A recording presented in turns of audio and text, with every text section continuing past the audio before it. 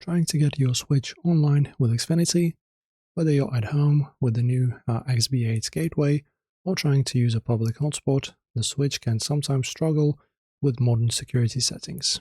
And today we're showing you the quick fix to bypass that connection failed screen quickly. Let's get you into the lobby. Okay, and the first method is if you're at home. So for that, you go to System Settings, Internet Settings. And the 2026 move is as follows. If your network isn't appearing, it's likely because your Xfinity router is set to WPA3, which the Switch doesn't support.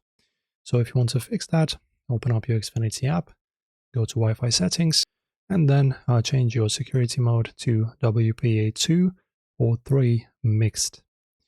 Then hit save, and your Switch will instantly see the network. And then just enter your password and you're in. And also on a public one, select Xfinity Wi-Fi from the network list. It will connect to the router but fail the internet test. Do not cancel there. Select Next when prompted, and this forces the Switch's hidden browser to open the Xfinity login page. And then just sign in with your Xfinity ID. Once you see the success page, hit B to go back, and then you're officially live. So game on. Hopefully this tech guide got you back into the match. If we did, don't forget to smash that like button.